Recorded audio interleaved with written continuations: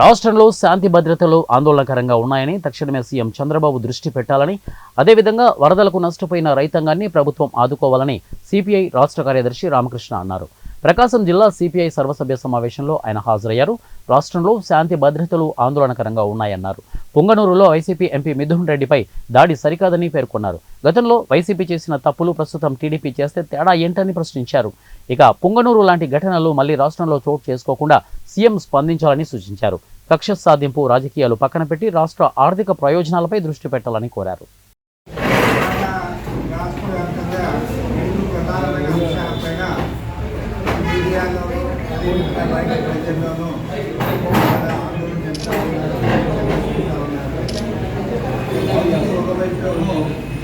వానలు, వరదలు, తుఫాను నష్టాల వల్ల కొన్ని ప్రాంతాల్లో సాధారణ ప్రజలు అపరాధులు అవుతూ ఉన్నారు.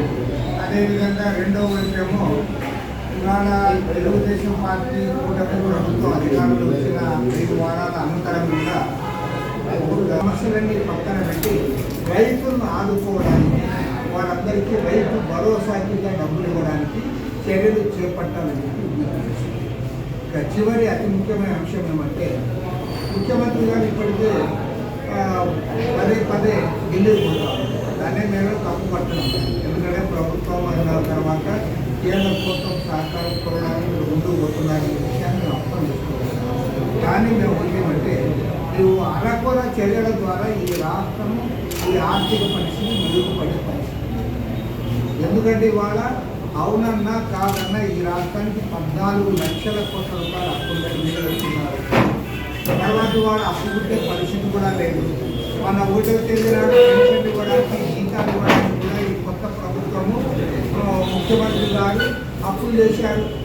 మళ్ళీ రేపు ఒకటో తేదీ వస్తూ ఉంది.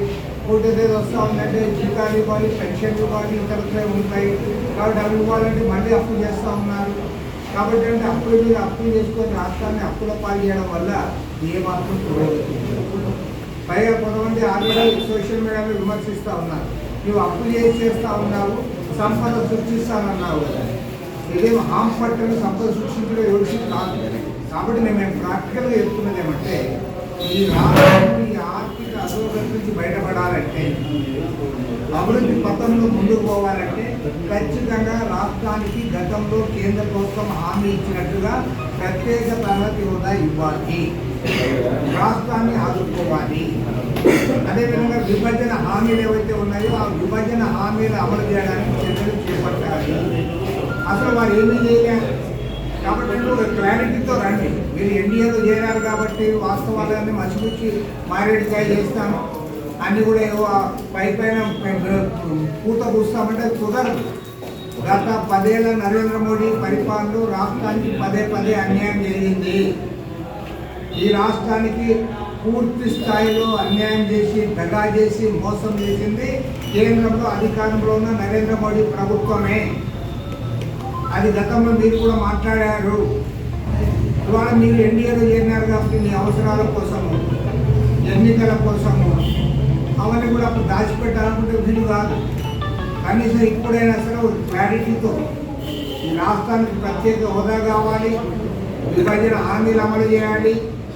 అసలు విభజన హామీలు అమలు చేయకుండా ఇవాళ వాస్తవాలు మాట్లాడుతూ ఉన్నారు. చివరికి విశాఖ రైల్వే జోన్ ఇస్తామన్నది ఆయన అప్పటి రైల్వే మంత్రి అశ్విని వైష్ణవ్ గారు పార్లమెంట్లో ప్రకటించింది కూడా చేయలే. తీరా ఎన్నికలప్పుడు అబద్ధాలు చెప్పారు. ఏమంటే ల్యాండ్ ఇవ్వలేదు స్టేట్ గవర్నమెంట్. మరి ఇప్పుడు కేంద్రంలోనే ఎన్డీఏ ప్రభుత్వం ఉంది, రాష్ట్రంలోనే ఎన్డీఏ ప్రభుత్వం ఉంది కదా. మరి ఇప్పుడు మీరు ల్యాండ్ ఇచ్చి రైల్వే జోన్ పెట్టండి.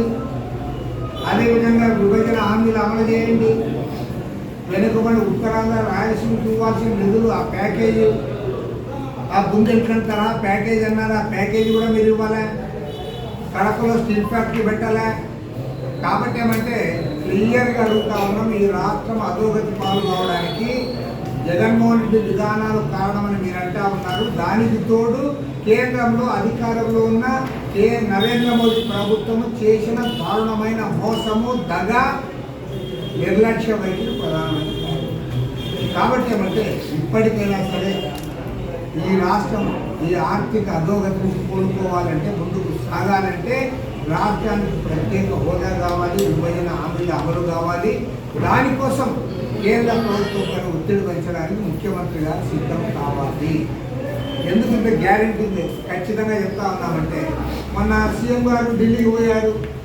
ఢిల్లీ పోయినప్పుడు అంత ప్రచారం చేశారు, ప్రైమ్ మినిస్టర్ కలుస్తూ ఉన్నాడు, మంత్రులందరూ కలుస్తూ ఉన్నాడని. కానీ తీరా పోయి అక్కడ ఏమి only Amit Shah home minister కలిసి వచ్చారు. చివరికి ఆర్థిక మంత్రి కూడా కలవలేదు. ఇప్పుడు మన బడ్జెట్ వస్తూ ఉంది. కేంద్ర బడ్జెట్ వచ్చే సమయంలో రాష్ట్రానికి న్యాయం జరగకపోతే, రాష్ట్రానికి ప్రత్యేక హోదా ఇవ్వకపోతే ఈ రాష్ట్రం అధోగతి పాలయ్యే అవకాశం ఉంది.